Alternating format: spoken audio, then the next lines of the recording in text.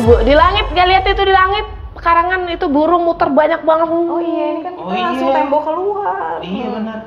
Indah banget. Indah, lo nggak menakutkan.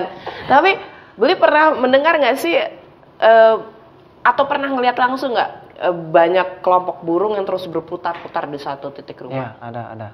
Karena itu kan memberikan pertanda. Pertanda apa? Tergantung.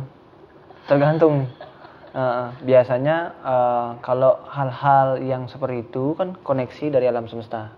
Kalau terjadi juga hal-hal yang sifatnya negatif, misalnya kebakaran, musibah, bencana, ya disertai dengan itu biasanya sebagai pertanda awal, ya kita harus lebih waspada. Jadi itu pertanda dari alam semesta. Karena kita adalah versi kecil dari alam semesta. Kalau di Bali namanya Buana Alit. Buana Alit. Kalau alam semesta ini Buana Agung. Kalau di bahasa modern, Buana Alit itu adalah mikrokosmik. Kalau semesta itu makrokosmik. Tuh, ini baru openingnya Seekers. Kita kali ini ketemu lagi sama Beli Bayu. Say hi lagi, Beli Bayu. Oke, halo. Seekers. Kita Beli Bayu. Say hi lagi, dia kayak begini. Terus dia lanjut, Jero Bayu. Dia kayak, baru begini. Tapi buat Seekers yang sudah pernah nonton episode sebelumnya pasti sudah kenal dong sama Jero Bayu. Nah, topik kali ini akan lebih seru nih. Yang sebelumnya juga lebih seru, tapi ini lebih seru lagi gitu. Jadi kalau yang belum nonton episode yang ada Jero Bayu, mesti nonton dulu biar kenal banget Jero Bayu ini siapa dan apa kemampuannya.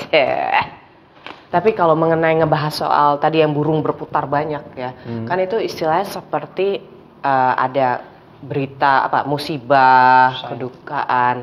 Nah, bahkan animal sendiri memang terkoneksi ya dengan semesta ya, dan manusia itu Seekers juga harus jeli untuk bisa membaca situasi alam. Tuh.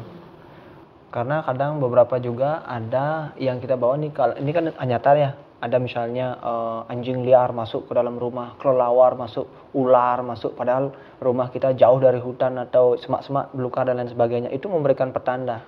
Apalagi itu terjadi berulang kali. Nah, dalam proses penyembuhan juga biasa saya tanyakan kepada si pasien, karena keluhan sakit disertai mimpi-mimpi buruk, misalnya digigit ular, ya, digigit anjing, kelelawar, buaya, hewan-hewan bertaring, itu biasanya ada belenggu energi negatif yang sifatnya sihir dan lain sebagainya gitu. Kalau pernah digigit ular nggak mimpi? Enggak sih. Ini terjadi berulang kali ya.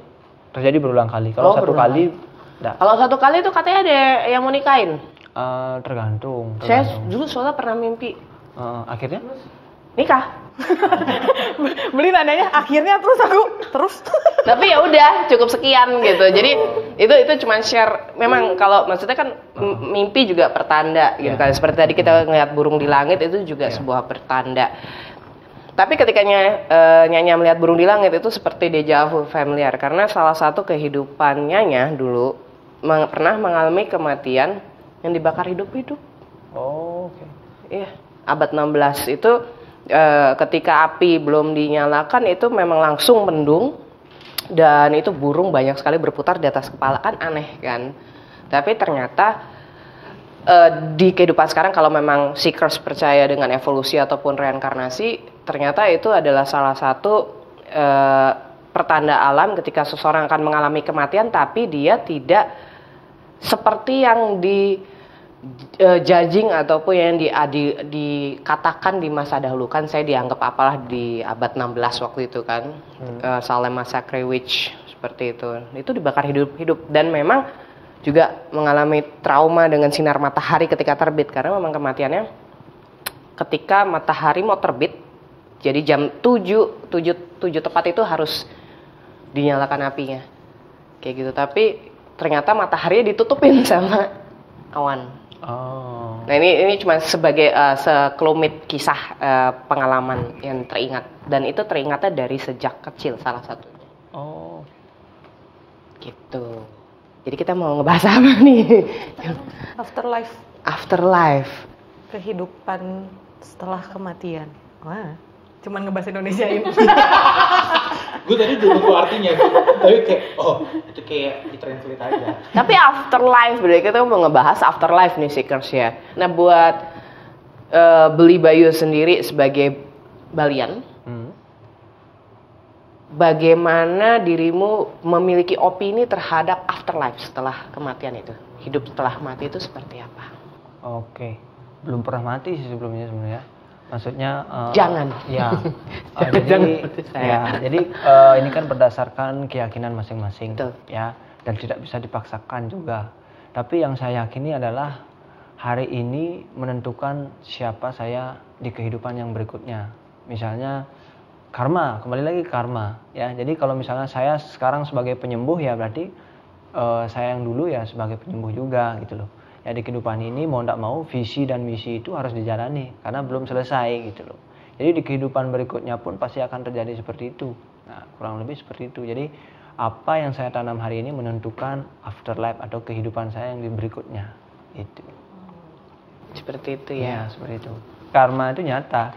Jadi saya beberapa punya pasien, dia sudah cek ke dokter, hasil medis normal, Normal. sudah saya tangani, tidak ada juga gangguan Nah. yang sifatnya negatif. Nah, ini saya pertanyakan, ya. Saya pertanyakan kepada leluhurnya, ya, kalau ada kesalahan minta maaf, apa sih kesalahannya? Oh, di kehidupan dulu dia sering menggugurkan. Jadi di kehidupan ini, misalnya dulu dia menggugurkan 3 kali. Di kehidupan ini terjadi proses kehamilan gugur. Nah, yang keempat baru terjadi. Itu. Jadi itu pasti. Itu kalau perempuan, kalau laki-laki gimana? Kalau laki-laki biasanya kalau Yang nyuruh dia- gugurin. Gimana? Kalau Laki-laki laki-laki yang yang nyuruh gugurin. Sama, nanti kan suatu saat dia akan berkeluarga, sama juga dia akan sulit punya keturunan.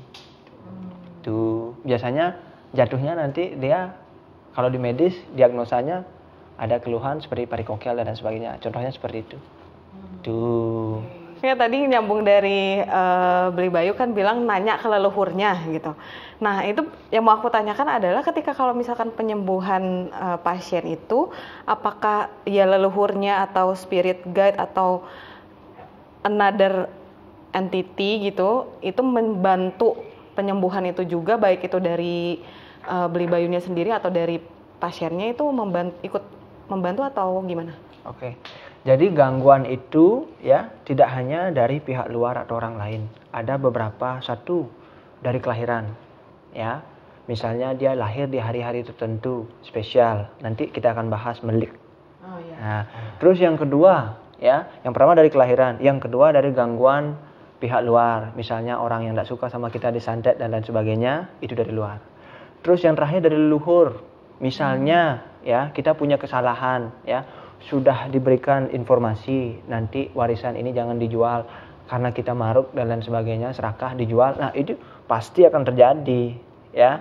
Jadi ada dari leluhur, misalnya tidak pernah ingat, kalau misalnya dia non Hindu misalnya tidak pernah ingat nyekar, tidak pernah ingat doain leluhur dan lain sebagainya, terjadi. Jadi problem ini ada 3, dari kelahiran, dari pihak luar, dan dari leluhur. Tapi kalau dari leluhur ini biasanya untuk reminder kita, untuk mengingatkan kita. Ya, itu. Ya. Nah, pembahasan mengenai keguguran ini ada kaitannya juga dengan leluhur. Karena apa? Karena setiap kelahiran itu adalah reinkarnasi dari roh leluhur. Makanya di Bali biasa tetap kalau udah lahir nih pasti ada yang namanya meluasin. Siapa nih yang turun berinkarnasi? Oh, si kakek atas sama gini. Kok bisa tahu dia namanya? Berarti kan sesuai, cocok. Nah, ini yang terjadi turun-temurun di Bali. Setiap kelahiran tuh pasti ditanya, siapa sih yang berinkarnasi? Tuh, mungkin ada yang mau disampaikan, silakan. Nah, seperti itu. Ya. Dicek. Gitu dicek gitu. Ya. Iya, mastiin juga nggak punya hutang sebelumnya atau nitis kemudian bayar hutangnya di kehidupannya sekarang. Ya. Itu yang ngecek siapa? Ada khusus. Nah, itu nanti kita bahas jatuhnya di melik. Oh. Tapi dari tadi Ciroboyo itu ngomongin melik. Iya, itu maksudnya apa kita bahas melik ini? Lebih ke melik itu apa, Ciro? Oke, jadi kalau di Bali itu, melik itu kelahiran yang spesial, tapi seringkali dibahas ke arah yang negatif, ya. Jadi kalau di Bali melik itu kalau kita bilang ada yang menyamakan dengan indigo, jadi spesial, dia sensitif ya terhadap yang tak kasat mata atau supranatural, ya. Tapi kalau melik ini banyak jenisnya, ada melik ciciren atau tanda lahir di badannya, misalnya jarinya tumbuh lebih dari 1. Ada tompel, ya, misalnya ada di kemaluan juga, misalnya ada tanda lahir, terus ada pusarannya lebih dari 1, ya. Atau misalnya pada saat lahir dia dililit tali pusar, tidak menangis dan lain sebagainya. Banyak sebenarnya. Ya, itu dari ciciren atau tanda. Ya, terus ada dari kelahiran, misalnya dia lahir di hari-hari tertentu, ya, misalnya di wuku tumpak wayang, tumpak landep dan lain sebagainya. Ada yang seperti itu. Nah, arah melik ini kemana? Banyak, ya. Ada yang melik bisa dari pemangku, ada yang arahnya ke pemangku, ada yang ke balian, ada yang ke dalang, dan ada yang ke dasaran atau tapakan yang seperti saya katakan tadi, ya, untuk lunas baos dan lain sebagainya, untuk menanyakan. Biasanya orang-orang yang misalnya yang meninggal nih baru beberapa hari ditanyakan apa sih penyebabnya, apakah ada gangguan supranatural atau memang sudah waktunya, seperti itu. Kayak kejadian-kejadian misalnya yang penting ya, kayak kasus-kasus beberapa yang terjadi di Bali ini, ya, lip putus dan lain sebagainya, itu ditanyakan kenapa sih sebenarnya gitu loh, ya. Nah, ya, nunas baos, kalau di Bali namanya nunas baos. Ya, tuh. Jadi arah melik itu ke sana banyak, ya, tergantung orangnya. Tuh.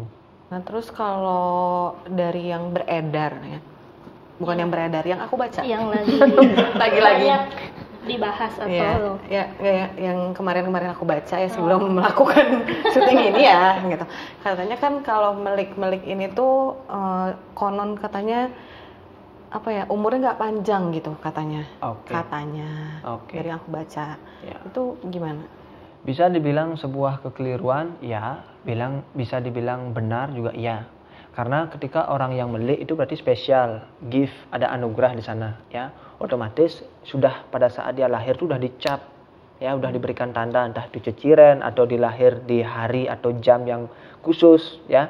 Jadi karena dia spesial, harus kehidupannya juga spesial, rutin melakukan pembersihan diri, ya, pelukatan, puasa, berpikir yang positif, bertindak yang positif, berucap yang positif. Nah, ketika dia tidak melakukan hal itu, otomatis dia akan ke arah yang negatif kan. Nah, jadi dia disenangi oleh hal-hal yang sifatnya negatif juga. Itu yang sering dikonotasikan cepat mati atau umurnya pendek. Ya. Nah, misalnya ada orang-orang yang mempelajari ilmu nyiwe, ya, ilmu hitam.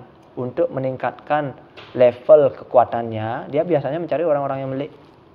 Beberapa yang saya tangani ada begitu, ya, ditumbalkan dia. Ya, ditumbalkan. Jadi nanti vibrasinya itu dia tangkap. Levelnya naik lagi. Tuh.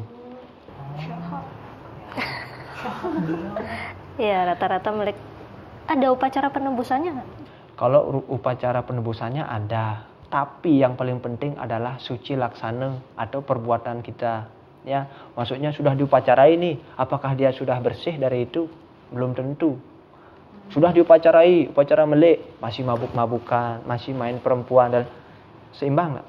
Tidak akan seimbang. Jadi yang terpenting adalah suci laksana, berpikir yang positif, berucap yang positif, dan bertindak yang positif. Itu, ya. Lagi-lagi balik lagi ke diri sendiri. Dong, balik ke diri sendiri. Tapi tadi menyebutkannya kurang jelas nih, nggak fair nih, Jero Bali. Masih mabuk-mabukan, masih main perempuan. Judinya mana? Masih judi. Nggak pernah nyebutin, aku nungguin itu loh. Berarti judi boleh dong? Nggak boleh dong. Oh, iya. Ya. Dan lain-lain. Nungguin gitu. Iya. Terus kalau misal gitu ya, kita sebagai orang tua punya anak yang melik nih, kita harus gimana nih? Apa yang harus dilakukan? Apakah kayak ya di ritualinnya tuh kayak gimana? Dari Mas tadi kan ada beberapa jenis ya.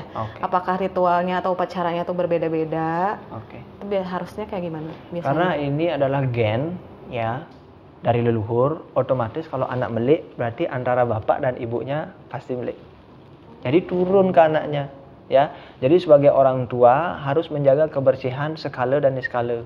Dalam artian skala niskala nyata dan tidak nyata. Ya. Benar mukanya. Kenapa skala niskala tuh? Langsung skala dan niskala kita kayak apa? Gitu. Ya. Apa yang kelewat tadi? Ya. Skala niskala atau nyata dan tidak nyata. Maksudnya secara skala atau nyata, ya, anak itu harus mandi bersih, kamarnya harus bersih, ya, makanan juga makan yang bersih, jangan makan yang ada darah, jeroan dan lain sebagainya. Ya, itu harus diperhatikan, ya. Terus misalnya sekarang niskala juga sebagai orang tua harus rajin sembahyang, ada hari-hari tertentu dia harus dilukat, Terus misalnya dia pewetuannya atau otonannya harus tetap dijalankan itu, jangan sampai lewat. Jadi seimbang dia sekali dan sekali. Kesenangan dewa atau disenangi oleh energi positif. Tapi jika dari orang tuanya aja udah menghindari itu atau mitos dan lain sebagainya, akhirnya dia akan kesenangan buta. Buta itu gelap, jadi energi negatif. Tuh, ya. Jadi kita mengkonotasikan positif itu berupa cahaya, ya negatif itu berupa gelap, di Bali buta atau dewa gitu. Jadi manusia itu meraga buta dan meraga dewa. Kita yang menentukan sendiri, kita mau dinaungi oleh dewa atau buta. Melik di kehidupan sekarang, apakah ketika tadi kan ada diungkapkan mungkin dia berusia pendek karena banyak yang ngerebutin energi negatif, mungkin untuk pengiwa segala macam. Tapi ketika dia mampu mengolah dirinya untuk lebih bisa menjaga dirinya, itu tidak akan terjadi. Betul? Betul. Itu ya. Betul. Nah, bagaimana jika Melik ini mengenai mutasi? Kan kalau misalnya satu generasi nih beli. Misalnya beli nih punya anaknya nurunin atau beli keturunan dari ayah nih ya. Nah, bagaimana jika mutasi gen ini terjadi karena evolusi? Karena kan kalau di semesta ini punya rekaman mutasi DNA evolusi. Nah, bagaimana misalnya keluarganya tidak ada yang keturunan seperti itu, tapi tiba-tiba dia Melik hanya karena kehidupan sebelumnya dia adalah Melik dengan situasi dia misalnya anaknya empu gitu ya, misalnya itu bisa terjadi juga tidak? Bisa terjadi karena beberapa case yang saya alami tidak hanya berlaku di pasien saya yang Hindu. Maksudnya dia non Hindu juga ya. Dia menyatakan bahwa saya tanya kelahirannya tanggal bulan tahun berapa. Setelah saya cek, ternyata dia jatuhnya Melik. Kalau dilihat dari orang tuanya tanggal bulan tahunnya padahal tidak Melik. Betul. Nah, iya. Jadi itu menunjukkan bahwa di kehidupan sebelumnya sangat menentukan siapa dia hari ini. Gitu. Jadi nggak harus dari orang tuanya, bisa juga dari kakek atau neneknya dia. Itu istilahnya Melik apa tadi? Kalau yang tidak ada turunan? Kalau tidak ada, enggak, itu yang kita bahas balian. Oh, balian ya? Berarti Melik tidak ada ya? Kalau Melik itu dari kelahiran, ciri-ciri atau tanda lahir. Oh, iya, oke. Lahir di jam-jam tertentu, di hari-hari tertentu gitu. Seperti itu. Tapi kalau kelahiran Melik ini berpengaruh ke lingkungan sekitarnya nggak sih sebenarnya? Berpengaruh. Karena seperti yang saya katakan, ketika dia tidak suci laksana atau dia arahnya ke lingkungan yang negatif, misalnya lingkungannya suka mabuk-mabukan dan lain sebagainya, itu pasti berpengaruh sama dia. Vibrasinya dia akan negatif. Ya, jadi sering mengalami kesulitan, kegagalan, hambatan dan lain sebagainya, itu pasti. Kalau misalkan bayi nih lahir Melik gitu kan, gitu. Terus kan apakah pas dia lahir ini terjadi sesuatu di sekitarnya dia atau di lingkungannya dia kayak gitu atau enggak berpengaruh apa-apa, kayak ya udah lahir aja? Kadang pada saat dia di dalam kandungan pun sudah ada incaran, karena aromanya udah beda. Wah, ini anak yang akan terlahir ini Melik. Jadi penekun ilmu pengiwa itu sudah bisa merasakan. Makanya sekarang pasien saya lebih banyak tuh yang keguguran ya. Terus usia kandungan 7 bulan bisa hilang di dalam kandungan. Nah, itu terjadi banyak di masyarakat, terjadi seperti itu. Ya, nah ini sudah diincar. Nah, makanya kalau di Bali itu kan sudah ada tuntunan hamil usia sekian tuh diruat, dibersihkan. Suami itu harus rajin doa, ingatkan istri sebelum tidur, puja dan lain sebagainya. Itu tujuannya. Jadi itu waktu itu kan aku pernah ada video gitu kan, viral gitu di TikTok kan, video di TikTok viral. Tapi itu tuh lokasinya di Bali, di Bali. Berhubung saya bukan orang Bali, jadi saya nggak tahu apa-apa nih ya. Nih, mau ditanyakan.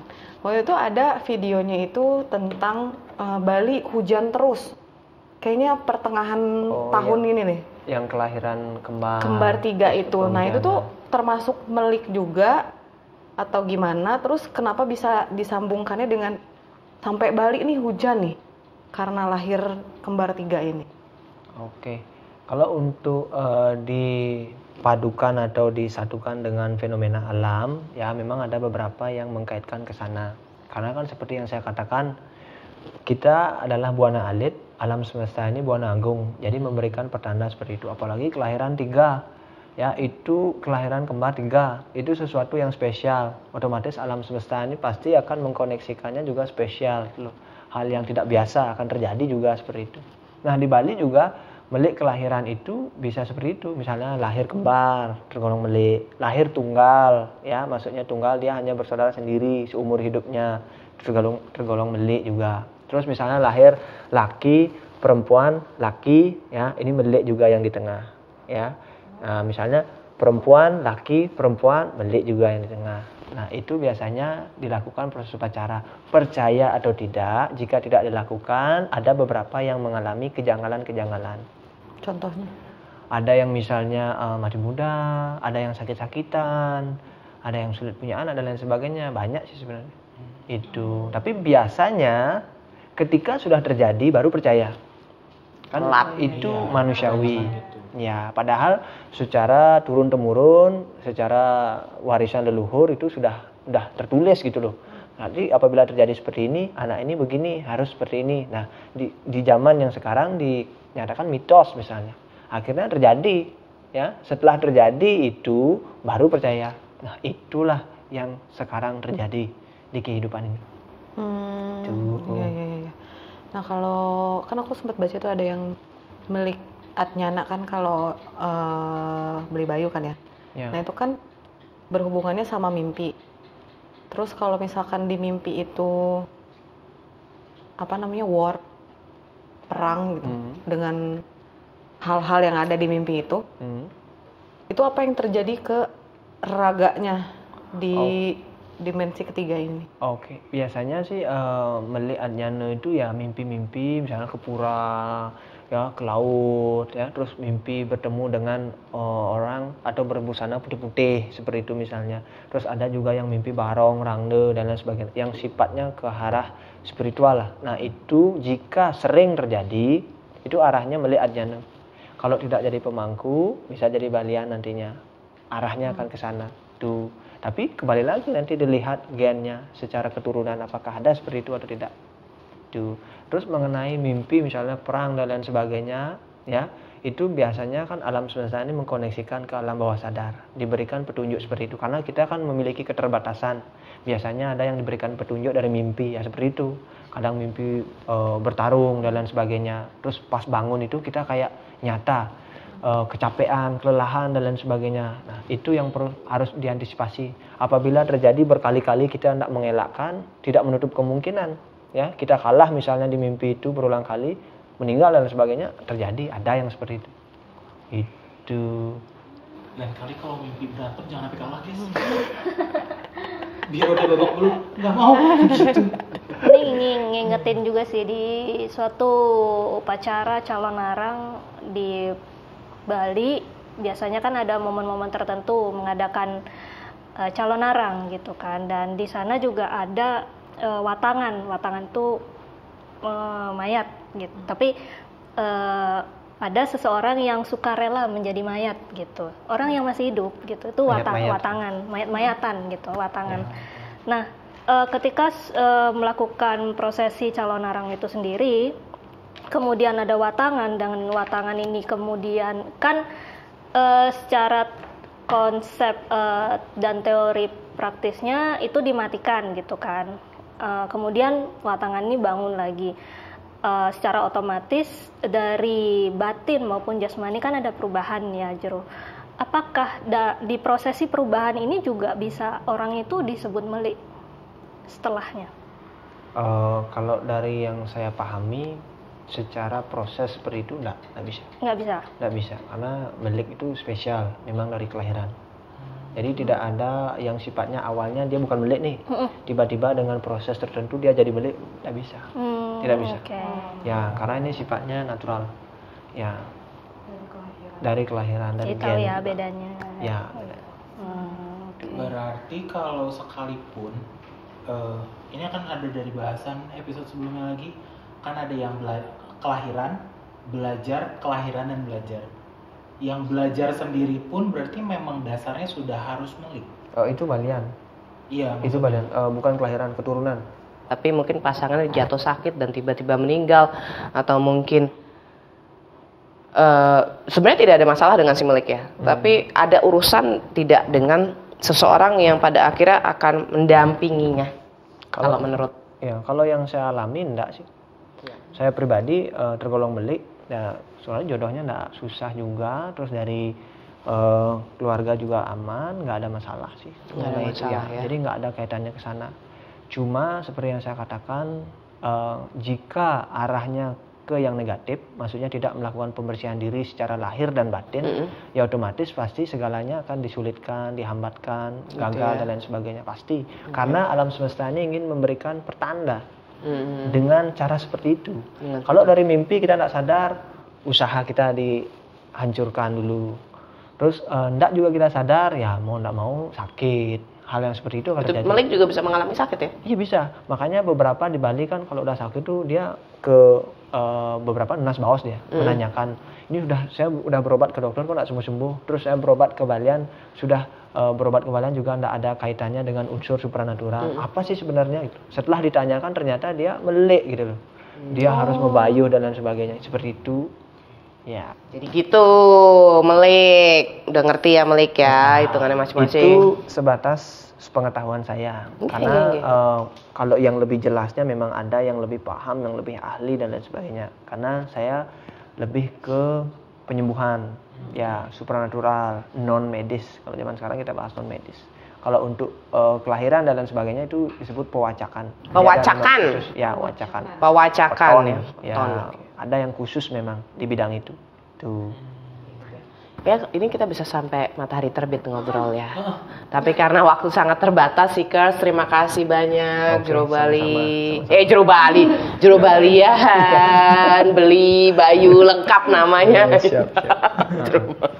Mohon maaf nih, seru banget. Asli seru banget. Seekers, kita akan ketemu lagi di Nya Conversation dengan episode dan topik yang berikutnya yang pasti sangat-sangat menarik. Dan jangan lupa follow Instagramnya Beli Bayu yang mau melakukan penyembuhan, kontak, ada nomornya ya? Ada. Ya. Semangat selalu mencari penemuan dirimu, itu yang paling tepat. Orang di luar dari diri kita adalah rambu-rambu kehidupan. Tapi jangan lupa, kamu yang memegang kompasnya. Oke, sampai jumpa di Conversation berikutnya. Bye. Assalamualaikum. Don't forget to like, comment, and subscribe.